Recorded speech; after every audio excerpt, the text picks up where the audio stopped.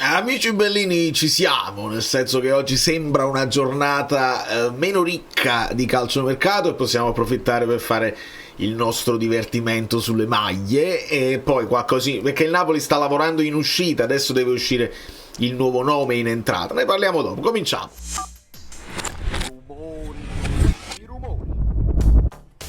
E mi sono reso conto che non sono uscite tutte le maglie away e ne abbiamo tipo 14. Benvenuto Francesco Santonicola e a tutti i nuovi iscritti. Voi aspettavate magari tutte notizie sul Napoli. No, a me piace un po' il calcio in generale, mi rivolgo a tutti i nuovi e ogni tanto facciamo qualche video speciale, come per esempio questo sulla tier list delle maglie.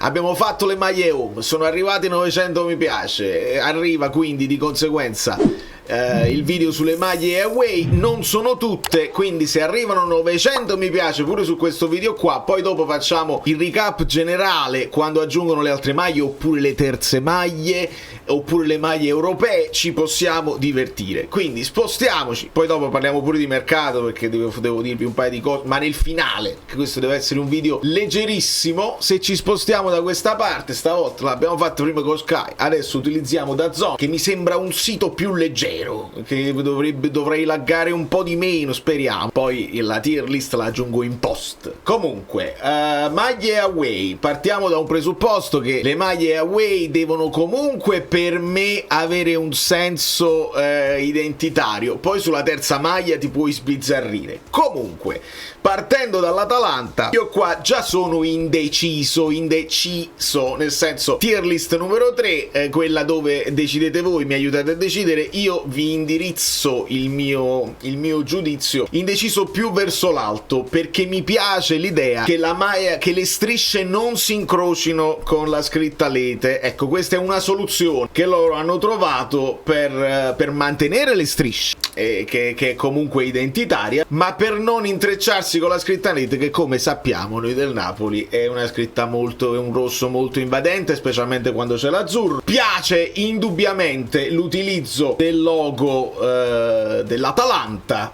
Io non la chiamo dea perché non è una dea, ma queste sono cose mie. La maglia sudata sempre sta scritto dentro. Comunque indeciso, ma capisco e apprezzo il tentativo, perché è difficile, lavorare con Lete non è facile. Poi passiamo al Bologna, dove non ero convintissimo della prima maglia e invece la seconda mi piace di più. B piace, perché B, la tier list B piace, le righine non sono invadenti, anzi possono ricordare anche forse un po' le divise da baseball, se vogliamo, con la proprietà americana ci può stare anche come link. Pulita, lo sponsor si incastra bene anche come colori, quindi questa qua vi piace. Poi andiamo al Cagliari, dove la prima maglia così e così, la seconda maglia insomma poi io magari in post metto anche qualche immagine di maglie indossate, perché viste così possono anche magari indossata dai calciatori hanno tutto un altro effetto, o dai modelli o modelle hanno tutto un altro effetto. Qui cerchiamo anche di spiegarci perché arrivano questi dettagli. Loro dicono schimi di botti, un omaggio alla ricchezza forestale della Sardegna, le foglie di leccio, simbolo di forza e longevità. Insomma, non impazzisco, sempre per il solito discorso che il rosso con l'azzurro non è facile abbinarlo, ed è un rosso ed è un azzurro particolare, strisce, foglie, così, onestamente indeciso, ma più verso il D. Questo poi me lo dite voi nei commenti, il vostro gusto. Non c'è la maglia del Como, non sappiamo la maglia del Como. Se fanno questa inversa, cioè con bianco con i dettagli poi blu, secondo me può funzionare alla grande. Non abbiamo nemmeno la maglia della Cremonese, abbiamo però quella della Fiorentina, che qua onestamente prima di tutto off-white, cioè non bianco pieno ma un bianco tipo quello che abbiamo scelto nostro, cioè sabbia, un pochino bianco sporco, come si suol dire. E qui hanno scelto elementi architettonici a richiamare l'importanza dell'architettura in città e mi sembra una buona idea. Maglia pulita, maglia con il viola caratterizzante e senza grandi pretese, però c'è l'idea. Il pattern è necessario secondo me nelle maglie semplici, altrimenti diventa un lavoro un po' lazy, un pochino troppo banale. La Fiorentina B vi piace. Poi se questa è una maglia third dovremmo ragionarci, non mi fa impazzire, ma le maglie third non le stiamo valutando. Non abbiamo il Genoa, ma abbiamo il Verona. Mi era piaciuta tantissimo la maglia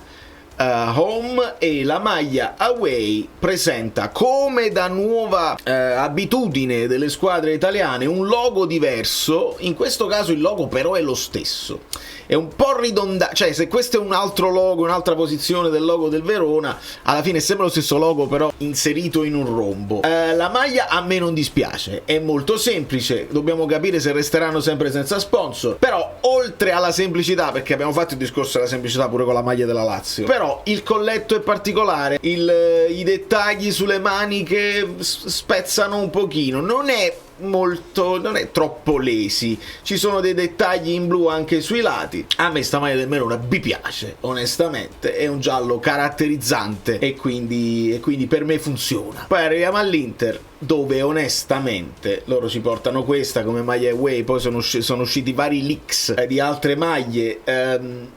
Con tutto il rispetto, il fatto che voi dite dal punto di vista trae ispirazione dalla manifattura tessile italiana, motivo intrecciato e sovrapposto che ricorda i tessuti della moda, vi ricorda i tessuti della moda, cioè va bene, e bisogna crearlo uno storytelling intorno alla maglia, perché non puoi fare un disegnino a caso e schiaffarlo su una maglietta, però queste croci, giustamente le croci, punto e croce, non mi fa impazzire, onestamente. Questa è la prima di quelle che metto nella zona discutibili.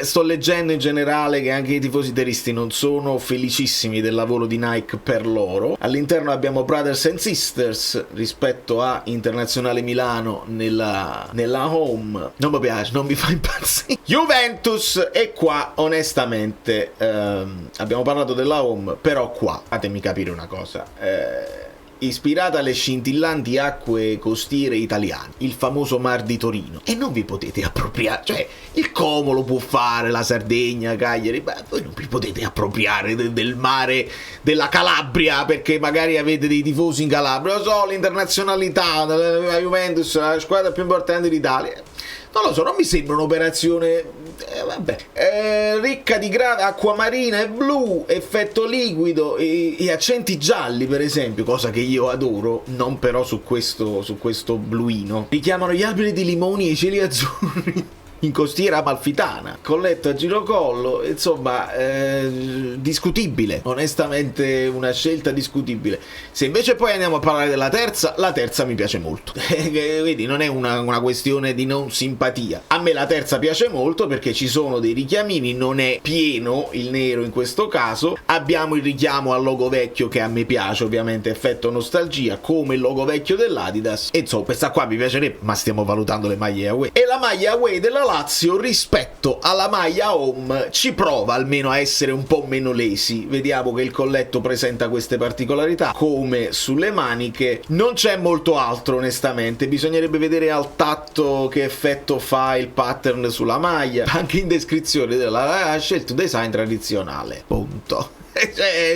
Insomma, e quindi anche la Lazio voglio dire che vi piace, però per essere coerente con me stesso, quello che vi posso dire che mi piace è che il logo possa mantenere, specialmente quando scegli le maglie bianche, possa mantenere i propri colori su qualsiasi tipo di maglia. Questo a me piace moltissimo. E per quanto riguarda il Lecce invece, per la maglia away io vado sul discutibile, perché questa scelta, dopo che è stato scelto e stato studiato a tavolino che i loghi non possono avere patacche, la scelta di disegnare la maglia così mi sembra semplicemente un modo per soddisfare lo sponsor, perché vedi solo sponsor, non vedi nessun tipo di identità leccese onestamente in questa maglia, e quindi per me questa è discutibile. Molto meglio, se chiedete a me, però non le stiamo valutando, lo sto valutando lo stesso, questa maglia rossa con i righini gialli mi piace più questa, onestamente. I righini si fermano per dare spazio allo sponsor, vedi la lete, e quindi questa qua mi piace di più. Poi arriviamo al Milan e questa maglia qua mi piace, questa maglia away mi piace perché è equilibrata, si divide perfettamente e non ci sta tipo il rosso da una parte e il nero dall'altra come a volte si è fatto.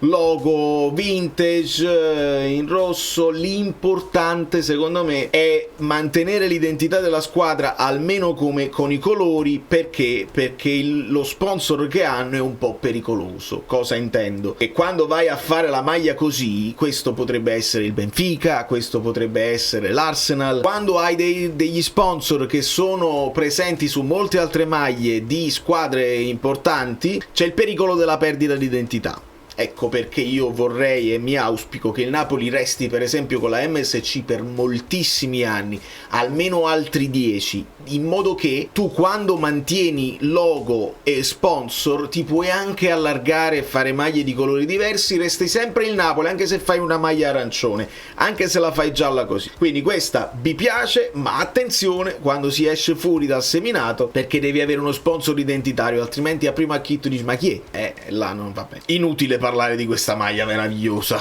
va ovviamente nella sezione, nella tier list esagerata, perché è esageratissima, ed è anche abbastanza originale l'andare di bronzo e non andare di dorato, perché è diventato anche banale. Mi piace moltissimo i dettagli dorati, ma è diventato anche banale, lo fanno in tante, e noi addirittura andare sul bronzo che si sposa con questo effetto sabbia è bellissima, è onestamente bellissima, e più la guardo e più mi rendo conto che mi piace più questa che la home. Non c'è alcun dubbio. Anche per quanto riguarda i dettagli di colletto e maniche mi piace molto di più questa qua, ma proprio molto, assai, ma proprio tantissimo. Ben fatto Valentino. E poi andiamo al Parma, dove se è vero che questa qua non mi faceva impazzire, la seconda maglia che richiama il calcio che fu, e se lo spiegano anche così, rappresenta l'energia e la voce dello stadio Tardini, quindi con queste waves, mi piace assai. Sono poche le squadre che possono permettersi strisce orizzontali e il Parma può, secondo me, quindi questa va in esagerata, di concerto insieme a questa maglia qua, che anche ricorda la maglia home del 1596, un periodo di anni di almeno 91 anni dove hanno tenuto questa maglia. Bella, fa un effetto strano vedere questo sponsor, ma mi piace. E poi per la Roma hanno presentato questa che dovrebbe essere la terza, non la maglia away, quindi non dovremmo giudicare questa qua, ma dovremmo giudicare l'altra, e cioè questa con questi fulmini, questo giallo particolare. Quindi qua ritorno ad essere indeciso, perché mi piace, però è un po' bambinesca. Il fulmine che si fulmina al ciel sereno è un po' bambinesca, però gasa. È un po' in maniera abbastanza, senza saper leggere né scrivere, gasa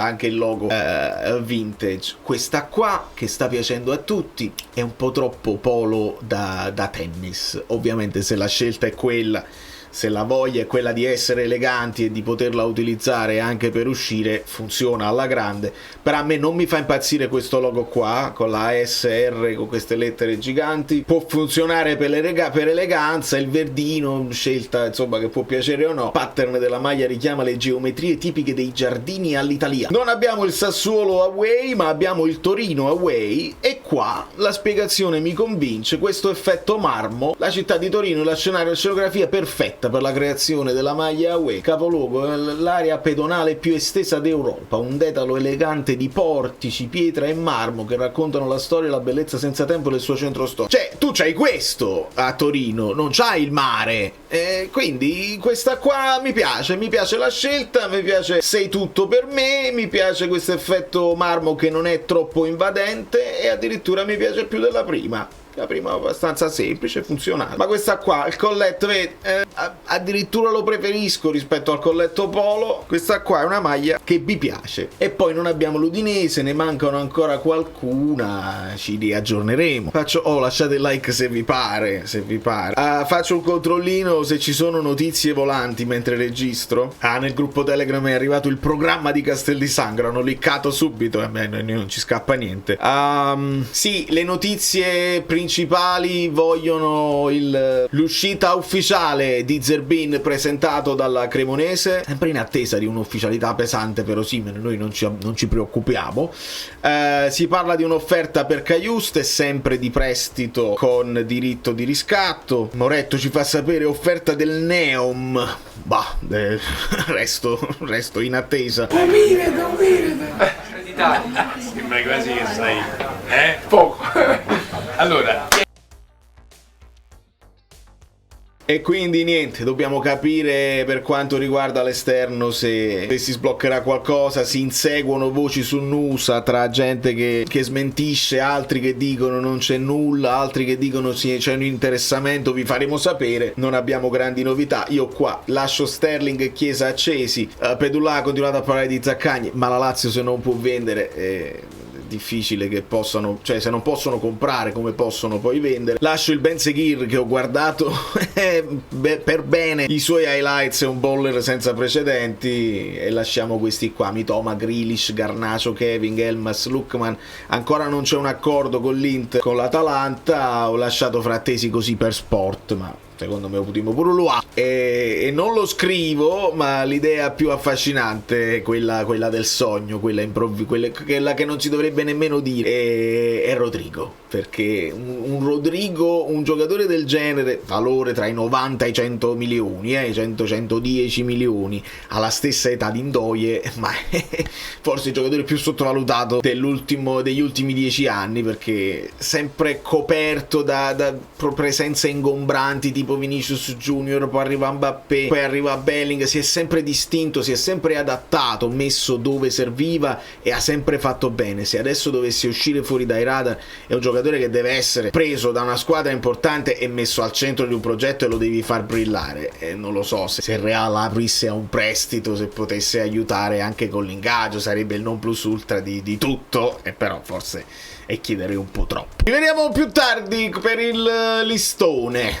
Oggi esce il listone, quelli tutti interessati al fantacalcio non vedono l'ora. Magari facciamo una storiella sul canale Telegram che trovate in descrizione. Iscrivetevi, ovviamente gratuito. Se invece volete partecipare al fantacalcio con noi, abbonamento o supporto Ko-fi, mi scrivete in privato e ci organizziamo in modo tale da vedere quante squadre siamo quest'anno. L'anno scorso ne eravamo 40, vediamo se qualcuno è uscito, qualcuno può entrare, e ci divertiamo perché dobbiamo guardare anche gli altri giocatori, li dobbiamo comprare, li dobbiamo gufare, dobbiamo stare attenti a non strapagare i giocatori del Napoli perché poi li roviniamo, però dobbiamo sperare che le cose... Fantacalcio è divertente. Da New York, Valerio Frido è tutto, vi abbraccio e vi bacio, e restate tuned perché adesso dobbiamo capire questi soldi risparmiati da Ndoye come li vogliamo riversare.